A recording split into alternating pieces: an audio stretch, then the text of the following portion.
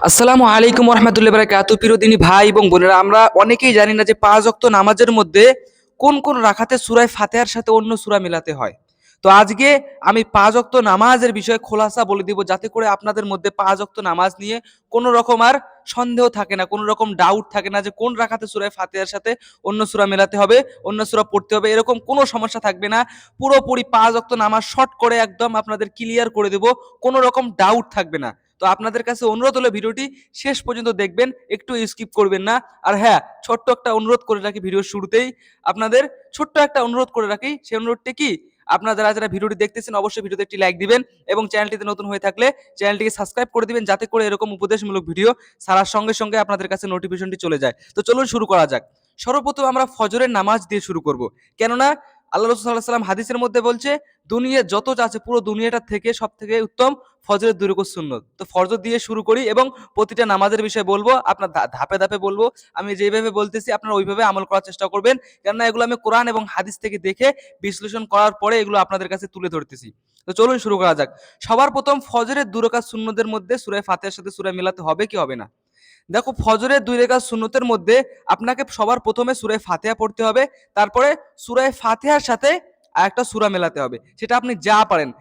সূরা ফাতিহার পরে যে সূরা মেলাতে হয়, এখানে শর্ত হচ্ছে, ফরজের ক্ষেত্রে শর্ত হচ্ছে কি, 3টা আয়াত। কোরআনের যে কোনো জায়গা থেকে 3টা আয়াত পড়লে নামাজ হয়ে যাবে, কোনো রকম সমস্যা নেই। এজন্য আমাদের দরকার ফজরের 2 রাকাত সুন্নতের মধ্যে 2 রাকাতে সূরা ফাতিহার পরে সূরা মেলাতে হবে। অনেকে আমরা আমরা হয়তো জানি না এগুলো বিষয়, কিন্তু মানুষের কাছে জিজ্ঞাসা করতে লজ্জা লাগে যে এত বড় হয়ে গেছি, বয়স বেড়ে গিয়েছে, এখন গিয়ে যদি মানুষের কাছে জিজ্ঞাসা করি যে ফজর নামাজে সুন্নতের মধ্যে সূরা ফাতিহার সাথে সূরা মিলাতে হবে কি না হবে, তাহলে কিন্তু মানুষ হাসবে, কিরকম একটা লজ্জা লাগবে। এই জন্য শিক্ষার দিক থেকে কোনো লজ্জা নেই। তারপরে আমি শর্ট করে বলতেছি, আপনারা শুনে নেবেন ভালো করে। তাহলে ফজরের 2 রাকাত সুন্নতের ক্ষেত্রে সূরা মেলাতে হবে, সূরা মেলাতে হবে। আমরা সকলেই ফজরের 2 রাকাত সুন্নতের মধ্যে সূরা মেলাবো। তারপরে ফরজ।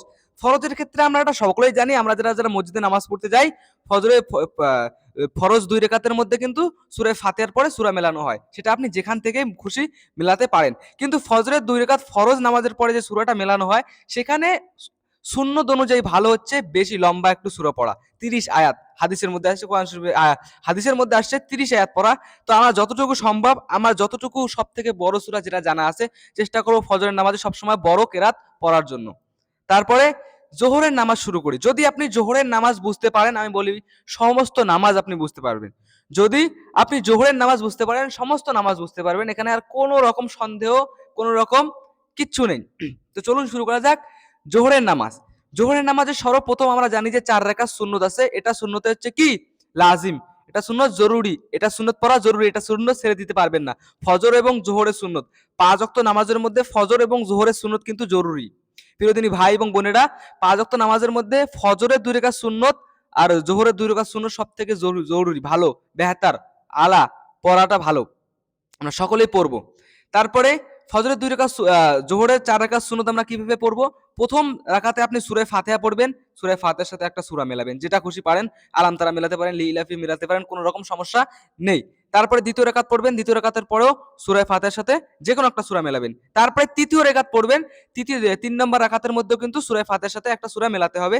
4 নম্বর রাকাতের মধ্যেও সূরা ফাতিহার সাথে সূরা একটা যেকোনো সূরা মেলাতে হবে। তাহলে আমরা বুঝতে পারলাম সুন্নতের ক্ষেত্রে 4 রাকাতে 4 রাকাতের মধ্যে সূরা মেলাতে হয়, কিন্তু ফরজের ক্ষেত্রে একটু ভিন্ন। ফরজের ক্ষেত্রে একটু ভিন্ন, আমরা একটু পরে জানতে পারবো। সুন্নতের ক্ষেত্রে 4 রাকাতের মধ্যে 4 রাকাতে সূরা মেলাতে হয় এবং ফরজের ক্ষেত্রে একটু ভিন্ন। তো ফরজ এবার জানবো। তাহলে জোহরের 4 রাকাত সুন্নত আমাদের আদায় হয়ে গেল, আমরা জানতে পারলাম ক্লিয়ার, আমাদের কোনো রকম ডাউট, কোনো রকম সন্দেহ কিচ্ছু নেই। তারপরে জোহরের 4 রাকাত ফরজ। এবার জোহরের 4 রাকাত ফরজ আমরা কিভাবে আদায় করব? এখানেও সেরকম কিচ্ছু নেই। জোহরের 4 রাকাত ফরজ আদায় করবেন এইভাবে। প্রথম রাকাতে আপনি সূরা ফাতিহার সাথে যে কোনো একটা সূরা মেলাবেন। এখানে আপনাকে বড় সূরা পড়তে হবে বা কোরআনের যে 20 থেকে 30 আয়াত পড়তে হবে এরকম না, আপনি এখানে ছোট সূরা পড়তে পারেন। একটা জিনিস মাথায় রাখবেন, সাধারণত জোহর, আসর এবং মাগরিব, এই নামাজ 3টা নামাজে ছোট ছোট সূরা পড়লে কোনো সমস্যা নেই। তো আমরা কি করব? জোহরের নামাজের ক্ষেত্রে প্রথম রাকাতে সূরা ফাতিহার সাথে যে কোনো একটা সূরা মেলাবো, দ্বিতীয় রাকাতেও সূরা ফাতিহার সাথে একটা সূরা মেলাবো। তৃতীয় এবং চতুর্থ রাকাতে সূরা ফাতিহার পর সাথে কোনো সূরা মেলানোর দরকার নাই, এটা ফরজের জন্য। তাহলে আমরা জানতে পারলাম সুন্নতের ক্ষেত্রে 4 রাকাতের মধ্যে 4 রাকাতেই সূরা মেলাতে হয় সূরা ফাতিহার পরে, এবং ফরজের ক্ষেত্রে যদি 4 রাকাত ফরজ হয় সেক্ষেত্রে কিন্তু 2 রাকাতে সূরা ফাতিহার সাথে সূরা মেলাতে হয় এবং 2 রাকাতে সূরা ফাতিহার সাথে সূরা মেলাতে হয় না। এই জন্য প্রিয়দিনী ভাই এবং বোনেরা, আমরা এটা ভালো করে এইটা যদি বুঝতে পারি, আমি বলবো আপনি পুরোপুরি নামাজ বুঝতে পেরেছেন, কোনো রকম সমস্যা, আপনার কোনো রকম ডাউট থাকবে না আর। তারপরে কি করবেন আপনি, তারপরে জোহরের 2 রাকাত সুন্নত, আবার 2 রাকাত সুন্নত, সেখানে আপনি সেম সেম সিচুয়েশনে পড়তে পারেন যেরকম ভাবে ফজরের 2 রাকাত সুন্নত পড়েছেন। অর্থাৎ প্রথম রাকাতে সূরা ফাতিহার পরে সূরা মেলাতে হবে, দ্বিতীয় রাকাতে সূরা ফাতিহার পরে সূরা মেলাতে হবে। তারপরে নফল, নফল আমরা সকলে জানি নফল 2 রাকাত করে পড়তে হয়, আপনি সূরা ফাতিহার পরে 2 রাকাতেই সূরা মেলাবেন। তাহলে আমাদের ফজর এবং জোহর দুটো ক্লিয়ার, এটার মধ্যে কোনো ডাউট নেই, এটার মধ্যে কোনো রকম সন্দেহ নেই, আমরা সকলে জানতে পারলাম। আমি আরেকবার শর্ট করে বলে দিয়েছি, 4 রাকাত সুন্নত হলে সেক্ষেত্রে কিন্তু 4 রাকাতের মধ্যে সূরা ফাতিহার পরে সূরা মেলাতে হয়, এবং 4 রাকাত ফরজ হলে 2 রাকাতের মধ্যে সূরা ফাতিহার সাথে সূরা মেলাতে হয়, এবং 2 রাকাতের মধ্যে মেলানোর কোনো দরকার নেই, মেলাতে হয় না। যদি আপনারা দীর্ঘদিন ধরে এই ভুলগুলো করতেছেন, মিলাতেছেন বা নামাজের নিয়ম জানেন না, যত দ্রুত সম্ভব এটা জানা দরকারি, জানা জরুরত, এটা কিন্তু দরকার এটা। তারপরে চলুন শুরু করা যাক আসরের নামাজের ক্ষেত্রে। আসরের নামাজের ক্ষেত্রে কি রকম হবে, এখানেও কিন্তু 8 রাকাত নামাজ আমরা সকলেই জানি। 8 রাকাত সবার প্রথম আমাদের 4 রাকাত সুন্নত পড়ায়, তারপরে 4 রাকাত ফরজ। এখানে যে সুন্নতটা আছে 4 রাকাত সবার প্রথমে, এটা কিন্তু লাজিমি সুন্নত না, এটা কিন্তু জরুরি না যে আপনাকে পড়তে হবে, কিন্তু যদি আপনি পড়েন সওয়াব, না পড়লে গুনাহগার না। আপনারা যদি পড়েন তাহলে কিন্তু সওয়াব পেয়ে যাচ্ছেন, কোনো সমস্যা নেই, যদি না পড়েন তার সে গুনাহগার হচ্ছেন না। তাহলে আমরা পড়ার চেষ্টা করবো, যেহেতু আমাদের মধ্যে খাস কোনো আমল নেই, আমরা যে মুসলমান সেরকম কোনো আমলই করি না, সেরকম কোনো আমলই করি না, যেহেতু আকিমুস সালাত নামাজ কায়েম করতে বলছি, অন্তত এই নামাজটাকে পাবন্দির সাথে করি, যতটুকু সম্ভব এখানে সময় দিয়ে, দীর্ঘ সময় দিয়ে রুকু সিজদা এগুলো আস্তে আস্তে পড়ার চেষ্টা করি, এগুলো অত তাড়াহুড়ো না করি, এগুলো যত দ্রুত সম্ভব অত দ্রুত না পড়ে স্লো পড়ার চেষ্টা করি একটু। তাহলে আসরের 8 রাকাত নামাজ সেক্ষেত্রে আপনি কিভাবে পড়বেন, এখানে ওই সেম, এখানেও সেরকম আহামরি কিচ্ছু নেই। এখানে সবার প্রথম আপনাকে 4 রাকাত সুন্নত, আপনি পড়তে পারেন না পড়তে পারেন, তাও আমি নিয়মটা বলে দিচ্ছি। প্রথম রাকাতে সুন্নতের ক্ষেত্রে প্রথম 4 রাকাতে সূরা ফাতিহা পড়তে হবে, এবং এখানে 4 রাকাতেও সূরা ফাতিহার সাথে সূরা মেলাতে হবে। আপনি যেখান থেকে খুশি মেলাতে পারেন, ছোট ছোট সূরা পড়তে পারেন, বা আহ কোরআনের 4, 5, 7, 8, 9 এরকম আয়াত পড়তে পারেন, কোনো সমস্যা নেই। কিন্তু এখানে এগুলোতে নামাজে ছোট ছোট পড়া দরকার, কারণ আপনার মানুষ কাজে ব্যস্ত থাকে। এখানে কিন্তু ইসলাম এই জন্য শর্ট করে দিয়েছে যে দিনের যে নামাজগুলো আছে এগুলোতে ছোট সূরা এই জন্য পড়তে বলেছে, কারণ মানুষ এই সময়টা ব্যস্ত থাকে, রিজিকের ক্ষেত্রে বেরিয়ে যায়, এই জন্য এই নামাজগুলোর মধ্যে ছোট সূরা করে দিয়েছে। এবং ফজর এবং এশারের সময় সেক্ষেত্রে কিন্তু মানুষ রিজিকের ক্ষেত্রে থাকে না, সারাদিন উপার্জন করার পরে তারা বাড়িতে চলে আসে, সেই সময়টা যাতে বড় কেরাত দিয়ে নামাজ পড়ে, এটা কিন্তু হুকুম দেওয়া হয়েছে। তাহলে আমরা জানতে পারলাম আসরের 4 রাকাত সুন্নতের বিষয়, সেখানে 4 রাকাতের মধ্যে সূরা ফাতিহার পরে সূরা মেলাতে হবে, কোনো রকম সন্দেহ, কোনো রকম ডাউট কিচ্ছু নেই। তারপরে ফরজ 4 রাকাতের ক্ষেত্রে, ফরজ আপনি যখন 4 রাকাত পড়বেন সেক্ষেত্রে কি 2 রাকাতের মধ্যে আপনাকে সূরা ফাতিহার সাথে সূরা মেলাতে হবে, আপনি যে কোনো সূরা মেলাতে পারেন, কোনো রকম সমস্যা নেই। তারপরে 2 রাকাতের মধ্যে সূরা ফাতিহার সাথে সূরা মেলানোর দরকার নেই। তাহলে প্রিয়দিনী ভাই এবং বোনেরা, আমাদের ফজর, জোহর, আসর তিনটা কমপ্লিট হয়ে গেল, আমাদের তিনটা বিষয় জানা হলো। এই তিনটা নিয়ে আমাদের মধ্যে কোনো ডাউট, কোনো রকম সন্দেহ আমাদের মধ্যে নেই। তারপরে আমরা জানবো কি মাগরিবের নামাজের ক্ষেত্রে। দেখো প্রথমেই বলি একটা মাগরিবের নামাজ আমাদের কত রাকাত, 7 রাকাত পড়ি না আমরা, তো সেক্ষেত্রে 7 রাকাত নামাজের মধ্যে ফরজ কিন্তু 3 রাকাত, এখানে কিন্তু ফরজ 3 রাকাত পড়ার পরে আমরা 4 রাকাতের পরিপূর্ণ সওয়াব পেয়ে যাচ্ছি, সেরকম কোনো সমস্যা নেই, কেননা হাদিস শরীফের মধ্যে আসছে মাগরিবের নামাজ, এটা আরো ভিন্ন হাদিস, লম্বা হাদিস বলা আছে, অতটা বলবো না, অত বলার দরকার নেই। তাহলে মাগরিবের নামাজে আপনারা কি 3 রাকাত নামাজ পড়লেও 4 রাকাতে সওয়াব পড়ছেন, অর্থাৎ আসলে কিন্তু এখানে 4 রাকাতই নামাজ, কিন্তু 3 রাকাত পড়তে হয়, এটাও একটা কারণ আছে, এটা বললে কিন্তু অনেক বড় ব্যাখ্যা করতে হবে, অত জানার আপনাদের দরকার নেই।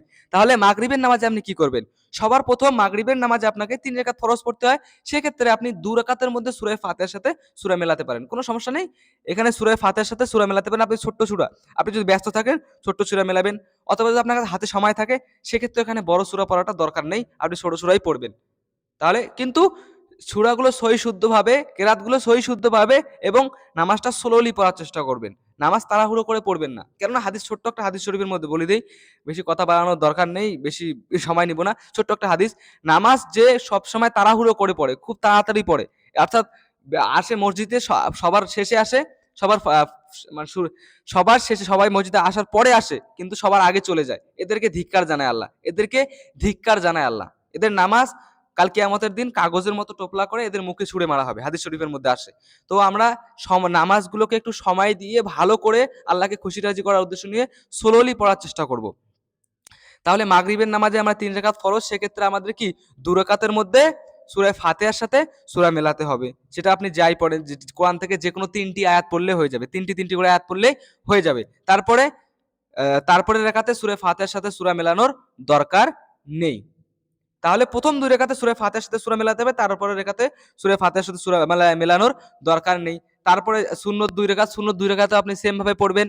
2 রাকাতের মধ্যে সূরা ফাতিহার পরে সূরা মেলাতে হবে, এবং নফলের মধ্যে 2 রাকাতের সূরা ফাতিহার সাথে সূরা মেলাতে হবে। তাহলে আমাদের সকলেরই ফজর, যোহর, আসর, মাগরিব এই 3টা কিন্তু কমপ্লিট হয়ে গেল। তারপরে আমরা ঈশার নামাজ নিয়ে বলবো। ঈশার নামাজের মধ্যে সবারই বেতের নিয়ে অনেক সমস্যা থাকে, বেতের বুঝতে পারি না। তো আমি আজকে বেতের একদম খোলাসা করে দেবো। তাহলে ঈশার নামাজ আমরা খুব গুরুত্বপূর্ণ করে সরি। ঈশার নামাজ আমরা জানি সকলে 17 রাকাত। সেক্ষেত্রে আমরা পড়ার নিয়ম বলে দিচ্ছি, কারণ ঈশার নামাজের মধ্যে আমাদের অনেক ডাউট থাকে, কারণ এখানে অনেক নামাজ না, তাহলে আমাদের এখানে কনফিউজ চলে আসে আমাদের মধ্যে। তো চলুন শুরু করা যাক। তাহলে ঈশার নামাজের সর্বপ্রথম আমাদের 4 রাকাত সুন্নত। তাহলে এই 4 রাকাত সুন্নতটা কিন্তু লাজিমি সুন্নত না, অর্থাৎ জরুরত না। এটা একদম আপনার মাথায় মারা হতেছে না যে আপনাকে পড়তেই হবে, এরকমটা না। এখানে আপনি পড়লে সোয়াব পাবেন, না পড়লে গুনাহগার, না কোনো সমস্যা নেই। যদি পড়েন তাহলে সোয়াব পাবেন। তো আমাদের মধ্যে সেরকম খাস কোনো আমল নেই, আমরা কোনো আমলই করি না, আমাদের সোয়াবেরই দরকার। তো আমরা সকলেই চেষ্টা করবো ঈশার নামাজে যদি টাইম থাকে, যদি সময় থাকে, ফ্রি হয়ে থাকেন, তাহলে সুন্নত 4 রাকাত পড়ে নেওয়ার চেষ্টা করবেন। সে সুন্নত 4 রাকাত কিরকম ভাবে পারবেন? আসরের 4 রাকাত সুন্নত যেভাবে পড়তে বললাম, 4 রাকাতের মধ্যে সূরা ফাতিহা পড়তে হবে, 4 রাকাতের মধ্যে সূরা ফাতিহার সাথে যে কোনো সূরা মেলাতে হবে। তাহলে ঈশার নামাজের 4 রাকাত সুন্নতের বিষয়ে জানা হলো, এখানে কোনো ডাউট নেই। তারপরে ফরজ ওই যে আসরের ফরজ, আপনি ফজরের আপনি আসরের যেরকম 4 রাকাত ফরজ পড়েছেন, এখানেও সূরা ফাতিহার পরে প্রথম 2 রাকাতে সূরা মেলাতে হবে, তারপরে 2 রাকাতে সূরা না মেলালেও চলবে। না মেলালেও, কারণ মেলাতে হবে না, না মেলালেও চলবে না, মানে মেলাতেই হবে না। তাহলে আর এখানে ঈশার নামাজের ক্ষেত্রে আপনাকে একটু লম্বা সূরা পড়তে পারেন, অথবা আপনার সবথেকে বেশি জানা, অর্থাৎ কোরআনের মধ্যে হতে পারে আপনার এই সূরাটা একটু বড়, এটা আপনার মুখস্থ আছে, বড় সূরা পড়ার চেষ্টা করবেন। এখানে হাদিস শরীফের মধ্যে আসছে কমপক্ষে 30 আয়াত। তো আপনার যদি 30 আয়াত না জানা থাকে, তাহলে আপনার যেটা সূরা সবথেকে বড় আপনার মুখস্থ আছে, ওই সূরাটা পড়ার চেষ্টা করবেন। প্রথম 2 রাকাতে সূরা ফাতিহার পরে সূরা মেলাতে হবে, তারপরে 2 রাকাতে সূরা ফাতিহার সাথে সূরা মেলাতে হবে না। এটা হচ্ছে কি ইশারের ফরজের নিয়ম। তারপরে 2 রাকাত সুন্নত, 2 রাকাত সুন্নত আপনি ওইভাবেই পড়বেন, কোনো রকম সমস্যা নেই। 2 রাকাত সুন্নত কিভাবে পড়তে হয়? 2 রাকাত সুন্নতে সূরা ফাতিহার পরে 2 রাকাতের মধ্যেই সূরায় মিলাতে হবে। তারপরে বেতের নামাজে আমরা আসি। বেতের নামাজ খুব গুরুত্বপূর্ণ একটা নামাজ, এটা ওয়াজিব নামাজ। আমরা এটাতে ভিন্ন আমাদের এটাতেই কনফিউজ হয়ে যায়, এটাতে কি করতে হয়, কি সব করে, এটা আমাদের থাকে না মনে, আমরা জানি না। তাহলে বেতের নামাজটা আমি কংক্রিট করে দিচ্ছি, আপনারা বেতের নামাজটা আমি যেভাবে বলবো অবশ্যই সেভাবে পড়ার চেষ্টা করবে। তাহলে প্রথম বেতের নামাজে প্রথম রাকাতে আপনারা সূরা ফাতিহার সাথে সূরা মেলাবেন। প্রথম রাকাতে সূরা ফাতিহার সাথে সূরা মেলাবেন, দ্বিতীয় রাকাতেও সূরা ফাতিহার সাথে সূরা মেলাবেন, তৃতীয় রাকাতেও সূরা ফাতিহার সাথে সূরা মেলাবেন। তাহলে বেতের নামাজ 3 রাকাতের মধ্যে 3 রাকাতেই সূরা ফাতিহার সাথে সূরা মেলানো দরকার, সূরা মেলাতে হয়, এবং আমরা সকলে মেলাবো। তারপরে তৃতীয় নাম্বার রাকাত, শেষের যে রাকাতটা আছে, এখানে সূরা ফাতিহার সাথে একটা সূরা মেলানোর পরে আপনাকে আল্লাহু আকবার বলে সেখানে কি দোয়ায়ে কুনুত পড়তে হয়। সেখানে দোয়ায়ে কুনুত, আল্লাহুম্মা ইন্না নাস্তাঈনুকা, যদি দোয়ায়ে কুনুত মুখস্থ না থাকে, নামাজ শিক্ষা বই থেকে সেখান থেকে শিখে নেবেন, কোনো রকম সমস্যা নেই। তাহলে বেতের নামাজ আমাদের কংক্রিট। 3 রাকাতের মধ্যেই সূরা ফাতিহার পর সূরা মেলাতে হয়, এবং শেষের রাকাতে সূরা ফাতিহার পর সূরা মেলানোর পর আল্লাহু আকবার বলে সেখানে দোয়ায়ে কুনুত পড়তে হয়। তাহলে আমরা এটা এইভাবে, এই নিয়মে, এই তরিকায় আমরা সবাই পড়ার চেষ্টা করব। তারপরে সুন্নত নফল এগুলো ওই 2 রাকাতের মধ্যে সবগুলোতে সূরা ফাতিহার পরে সূরা মেলাতে হয়। তাহলে আমাদের 5 ওয়াক্ত নামাজে আমরা ফজর, যোহর, আসর, মাগরিব, এশা সমস্ত নামাজ কংক্রিট হয়ে গেল। এখানে আর কোনো ডাউট নেই। আমি বলে দিয়েছি যে কোন রাকাতে সূরা মেলাতে, কোন রাকাতে সূরা ফাতিহার সাথে সূরা মেলাতে হবে, কোন রাকাতে সূরা ফাতিহার সাথে মেলাতে হবে না। এজন্য প্রিয় দিনী ভাই এবং বোনেরা, আমি যেরকম বলেছি তোমরা ঠিক এইরকম ভাবেই নামাজ পড়বে। যে রাকাতগুলোতে সূরা ফাতিহার পরে সূরা মেলাতে বলেছি, এই রাকাতগুলোতে সূরা ফাতিহার সাথে সূরা মেলাবে। তাহলে আজকে এই পর্যন্ত, আর বেশি সময় নেব না। আপনাদের কাছে শেষে একটা অনুরোধ করে রাখি, ভিডিওটি যারা দেখতেছেন অবশ্যই ভিডিওতে একটি লাইক দিবেন, এবং চ্যানেলটিতে নতুন হয়ে থাকবে চ্যানেলটিকে সাবস্ক্রাইব করে দিবেন, যাতে করে এরকম উপদেশমূলক ভিডিও ছাড়ার সঙ্গে সঙ্গে আপনাদের কাছে নোটিফিকেশন চলে যায়। আসসালামু আলাইকুম ওয়া রাহমাতুল্লাহি।